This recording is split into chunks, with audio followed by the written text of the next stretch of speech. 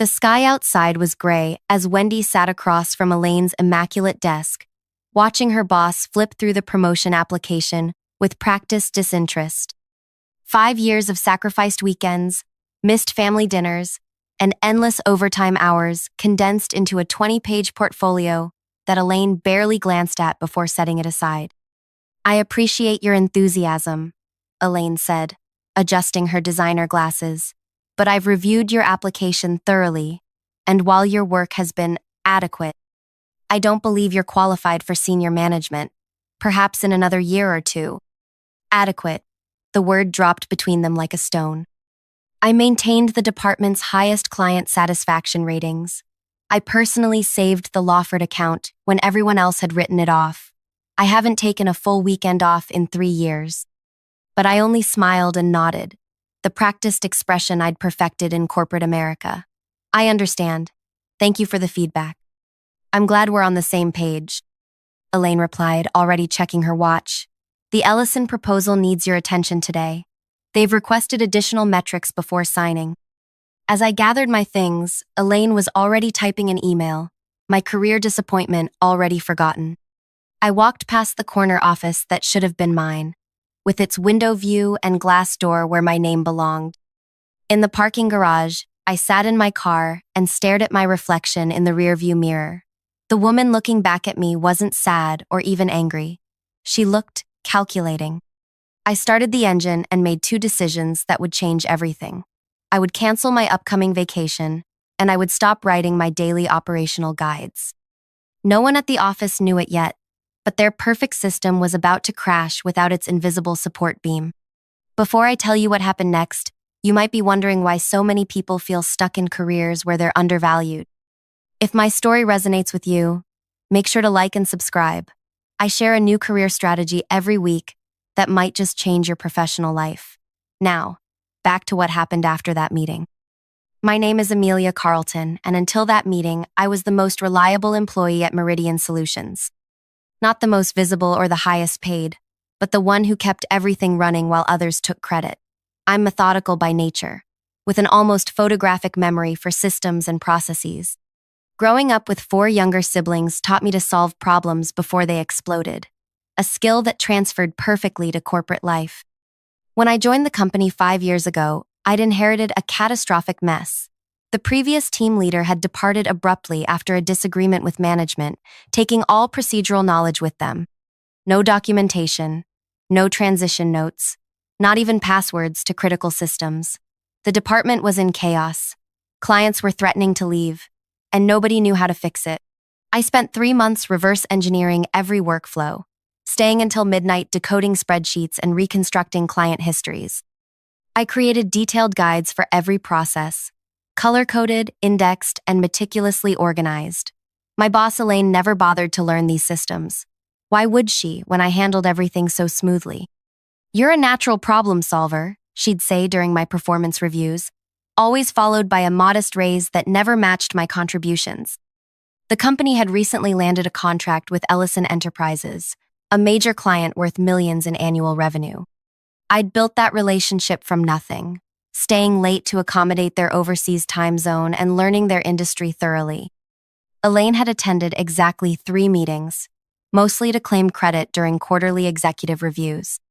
Each morning, I arrived at 7:30 in the morning to prepare briefing notes for Elaine before her 9 o'clock management meeting. Each evening, I sent comprehensive updates on all active projects. In between, I put out fires before anyone noticed smoke. The morning after my rejected promotion, something changed inside me. I arrived at exactly 9 o'clock.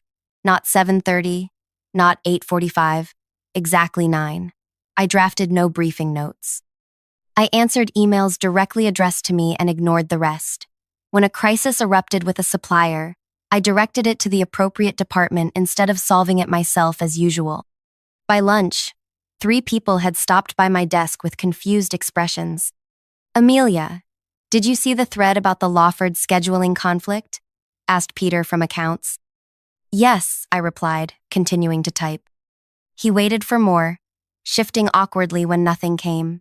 "So, can you fix it like you usually do?" I looked up from my screen. That's actually under procurement scope. I forwarded it to Diane. His eyebrows rose slightly. But you always handle these things. I've been advised to focus more on my assigned responsibilities, I said with a small smile. I'm trying to demonstrate that I understand my proper place in the organization. By 5 p.m., I packed up my belongings and left. No extra hours, no taking work home. On my drive, I canceled the cabin reservation for my upcoming vacation, the first real break I'd planned in 3 years. Instead, I would be present for the system's inevitable collapse. That evening, my phone buzzed with work notifications.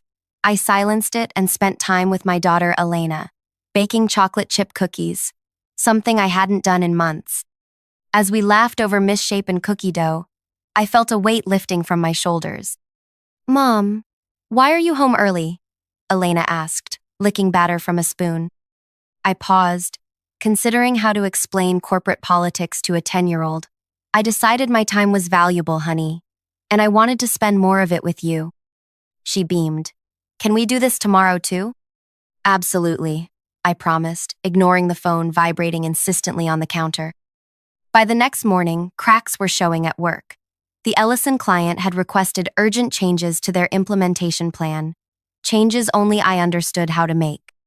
Elaine attempted to lead the response team but quickly became overwhelmed without my usual detailed briefings. Where are the process notes for the Ellison customizations? She demanded, appearing at my desk at 10:30. They're in the shared drive, I replied pleasantly. Under client implementations. I mentioned it in last month's department meeting. There are hundreds of files there. Which one specifically? I pulled up the folder on my screen. The master document is called Ellison Enterprise Integration, Complete Process Documentation. It's organized by module with tabbed sections. Elaine stared at the 200-page document with barely concealed horror. Can you just handle this directly? The client is waiting. I'd be happy to, I replied, but I have the quarterly compliance review this afternoon. I can get to Ellison first thing tomorrow morning. Her face tightened. This can't wait until tomorrow. I understand. Would you like me to reschedule the compliance review? It's due to the regulators by end of day. She left without answering, her heels clicking aggressively down the hallway. That evening, I turned off all work notifications and took Elena to the park. My personal phone remained silent beside me on the bench as I watched her on the swings, her laughter carrying across the playground. For the first time in years, I was fully present in my personal life. When we returned home, I checked my work phone once. 79 missed calls from various work numbers. Voicemails ranged from confused to desperate to furious. The Ellison team was threatening to pull their contract. 3 systems had developed unexpected issues, all documented in my guides, which nobody had bothered to read. The quarterly compliance report due to regulators was still incomplete. I set the phone down and slept better than I had in years. The next morning, I arrived at precisely 9 o'clock in the morning again. The office atmosphere had transformed overnight. Harried colleagues rushed between meeting rooms. Elaine was visible through her office glass, gesturing frantically on a video call. The regional director's assistant was pacing by the elevator banks. I settled at my desk and methodically organized my tasks for the day. Where have you been? Peter hissed, appearing beside me with wild eyes. Everything's falling apart. Elaine's been trying to reach you since yesterday afternoon. I left at 5 o'clock, I replied calmly. My work hours are 9 o'clock to 5 o'clock, as specified in my contract. But the Ellison crisis, what about it? His mouth opened and closed. They're threatening to walk. Nobody can figure out how to implement the changes they need. I nodded thoughtfully. That process requires special handling. It's all documented in the guide I created last year. Nobody can make sense of your documentation without you explaining it, he almost shouted. Before I could respond, Elaine's assistant appeared. Amelia, emergency meeting in the conference room, now.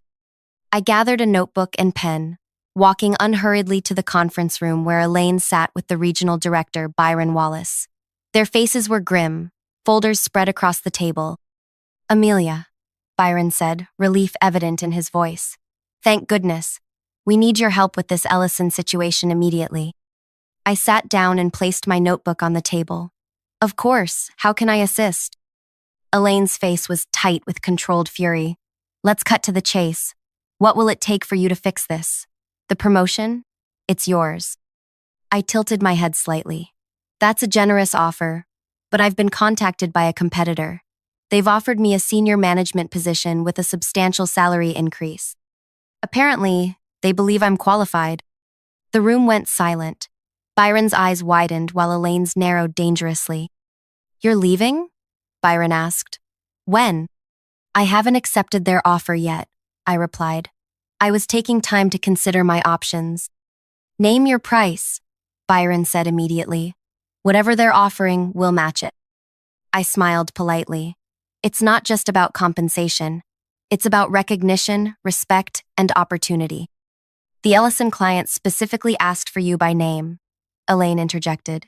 You can't possibly leave now. Interesting, I said. So did 4 others in the past month. I reached into my bag and placed a folder on the table. Here's my 2 weeks' notice. I'll help with the transition as my contract requires. Elaine reached for the folder, but Byron was faster. He opened it, scanned the contents, then closed it decisively. This won't be necessary, he said firmly. Amelia, I'd like to speak with you privately in my office. As I stood to follow him, Elaine remained seated, her knuckles white against the polished table. The company's response to my resignation was about to reveal exactly how much they had undervalued me all along, and what they were willing to do to keep me now that they understood my true worth. I followed Byron to his corner office, aware of the curious glances from colleagues as we passed. His space was minimalist, but impressive. Awards and industry recognitions lined one wall, while floor-to-ceiling windows offered a panoramic view of the city. He gestured for me to sit in the chair across from his desk. I've been watching your contributions for some time, Byron said, folding his hands on his desk, though apparently not closely enough. I remained silent, letting him continue. The situation with Elaine concerns me, he admitted. This is the first I'm hearing about your promotion being denied. Why didn't you come to me directly? Chain of command, I replied simply. Elaine is my supervisor. Going over her head would have been inappropriate. He nodded slowly. Admirable, but perhaps misguided in this case. Tell me honestly, what would it take to keep you here? I considered my words carefully. Recognition of my actual contributions, appropriate compensation, and a position where I can implement the strategies I've developed instead of just executing someone else's vision. Byron studied me for a long moment. I'm creating a new position, Director of Operational Systems, reporting directly to me. Double your current salary, full remote flexibility 3 days a week, and authority over departmental workflow design. The position is yours if you want it. I didn't respond immediately, which seemed to surprise him. Is that not sufficient? He asked. It's very generous, I acknowledged, but I need to be clear about something. I'm not using a competing offer as leverage. There really is another company waiting for my decision. Byron leaned back. What can they offer that we can't match or exceed? A fresh start, I said honestly. No history of being overlooked. No colleagues who see me as support staff rather than leadership. Fair point, he conceded. But consider this. You've built systems here that you understand intimately. You've cultivated client relationships that trust you. Starting over means rebuilding all of that from scratch. He was right, of course. 5 years of institutional knowledge wasn't easily replaced, but neither was the feeling of being consistently undervalued. I'll need some time to consider, I said finally. Of course, take the weekend, but I need an answer by Monday morning. He stood, signaling the end of our meeting. And Amelia? I'd appreciate if you could help stabilize the Ellison situation before you make any final decisions. I nodded. I'll handle Ellison personally today. When I returned to my desk, an email from Byron was already waiting, outlining the new position offer in writing. The salary figure made me blink twice. It was more than double what I currently earned. The job description could have been written specifically for my skill set. I was gathering materials for the Ellison call when Elaine appeared beside my desk, her expression carefully neutral. We need to talk, she said quietly. Not here. Lunch? I have the Ellison call at noon, I replied. After that then, my office at 2. I nodded, already turning my attention to the crisis at hand. The Ellison team was frustrated but relieved when I joined the call. Their demands were reasonable. They needed customizations that would normally take weeks implemented within days. I walked them through a phased approach that would prioritize their most critical needs while building toward their complete vision. "This is exactly why we wanted to work with your company," their director said. "You understand our business needs, not just technical specifications." After the call, I documented the solution in clear steps and sent it to the implementation team with explicit instructions. Normally, I would have handled every aspect myself, but today I delegated appropriately, making myself available for questions, but not taking ownership of the execution. At 2 o'clock, I knocked on Elaine's door. She looked different, smaller somehow, with dark circles under her eyes, suggesting a sleepless night. "Close the door," she said, gesturing to the chair across from her desk. "I understand Byron offered you a new position." "He did," I confirmed. She nodded slowly. "I won't pretend to be happy about it, but I understand why he did it. You're valuable to the company." I waited, sensing there was more. "I owe you an apology," she continued, the words seemingly difficult for her. "I've relied on your competence without appropriately acknowledging it or rewarding it." "May I ask you something?" I said, genuinely curious. "When you said I wasn't qualified for senior management, what specifically did you think I was lacking?" Elaine shifted uncomfortably. "You've always been more technical, the behind-the-scenes problem solver. Senior management requires visibility, presence, political savvy. In other words, I do the work while others take the spotlight." She had the grace to look embarrassed. "That's oversimplifying." "Is it?" I asked. "The Ellison contract who presented the winning strategy to the executive team." "I did, but based on the proposal I developed, the client retention initiative last quarter that saved 4 major accounts, who received the leadership award? That was a team effort. A team I led, coordinated, and created all materials for." I leaned forward slightly. "I'm not lacking qualifications, Elaine. I've simply allowed others to stand on my shoulders while remaining invisible." The silence between us stretched uncomfortably. "Are you taking Byron's offer?" she finally asked. "I haven't decided." "If you stay," she said carefully, "things will be different between us." "Yes," I agreed. "They will." The weekend gave me time to think clearly away from office politics. I took Elena to the Science Museum on Saturday, something I'd been promising for months, but never found time for. On Sunday, I called my sister for advice. "What does your gut tell you?" she asked after I explained the situation. "That I've outgrown the box they put me in," I replied. "But I'm not sure if Byron's offer changes that or just makes the box more comfortable." "Would you be reporting to Elaine in this new role?" "No, directly to Byron." "And what happens to Elaine?" It was a good question.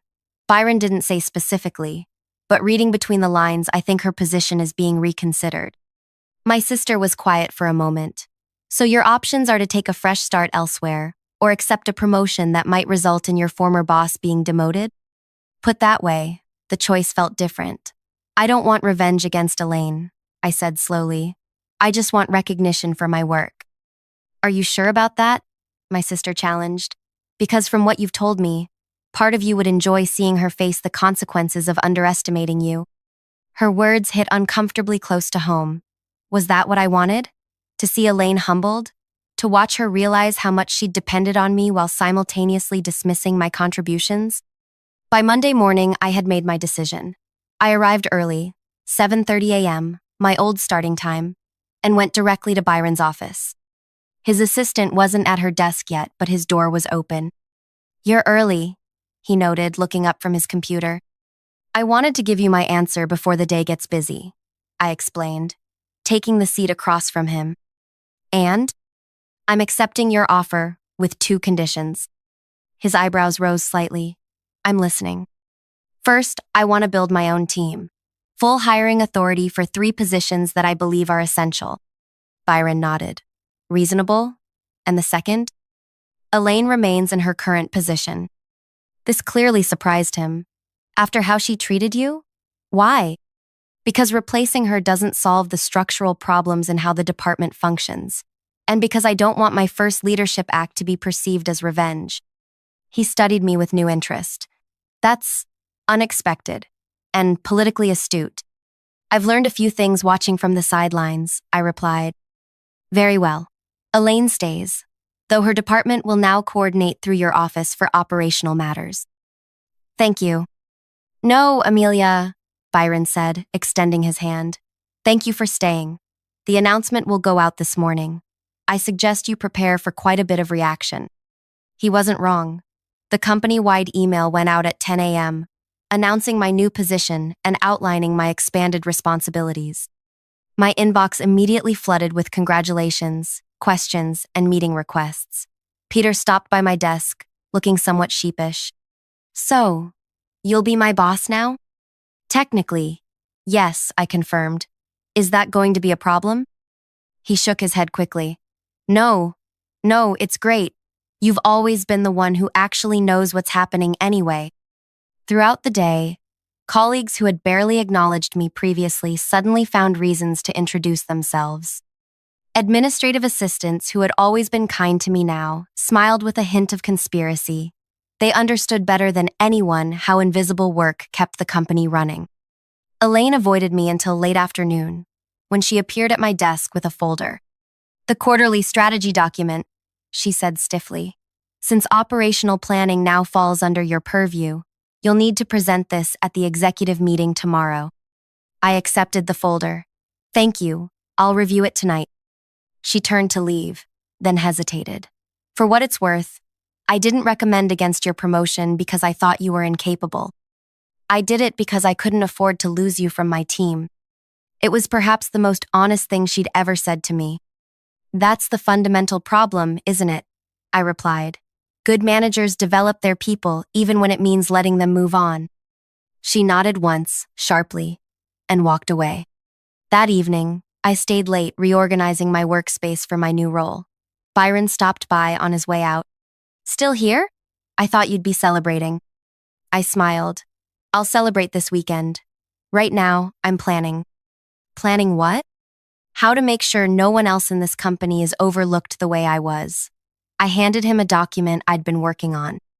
This is my proposed structure for the new department, including training programs to identify internal talent and systematically develop it. He flipped through the pages, eyebrows rising. You developed all this today? No, I admitted. I've been refining it for about 2 years. I just never had the authority to implement it. Byron shook his head, looking impressed. Remind me never to underestimate you, Amelia. That's the plan, I replied with a smile. 3 months later, the transformation was well underway. My new team included a brilliant systems analyst who had been buried in IT support and a process developer who had been miscast as an administrative assistant. Together, we streamlined operations across 4 departments, reducing overtime by 40% while increasing productivity metrics. Elaine and I developed a professional working relationship. It wasn't friendly exactly, but it was respectful. She excelled at client-facing interactions, once freed from operational details she had never fully grasped. In an unexpected development, the division's employee satisfaction scores improved dramatically. The Ellison contract expanded to include 2 additional service lines, specifically requesting my new team's involvement in the implementation. Their CEO personally called Byron to commend the company's remarkable turnaround in operational excellence. On a Friday afternoon, 6 months after my non-promotion, I left the office at 5 p.m., a habit I had maintained despite my increased responsibilities. Elena was waiting when I got home, homework spread across the kitchen table. How was work, Mom? She asked, looking up from her math problems. Productive, I replied, setting down my laptop bag. The new training program launched today. 25 employees will get development opportunities they wouldn't have had before. Like you didn't get? Children see more than we realize. Yes, exactly like that. She considered this for a moment. That's a nice way to fix things. Instead of getting mad, you're making it better for other people. I smiled, recognizing the wisdom in her observation. Sometimes the best response to being undervalued isn't anger. It's demonstrating your true worth so clearly that it can never be questioned again.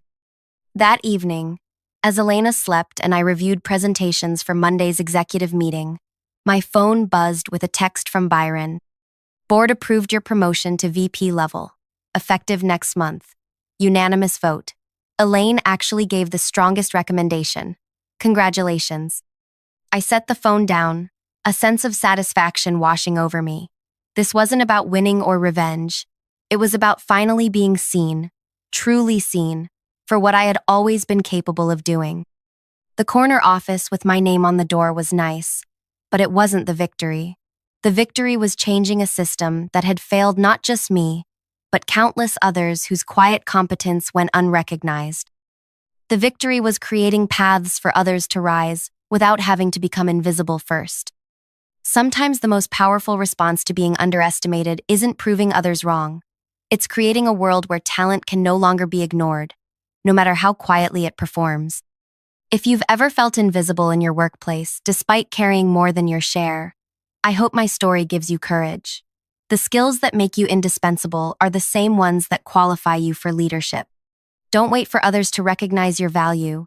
Demonstrate it so clearly that denying it becomes impossible. And if you found something valuable in this story, please like and subscribe for more strategies on transforming workplace dynamics. Remember, your worth isn't determined by others' inability to see it. It's defined by your impact, whether acknowledged or not.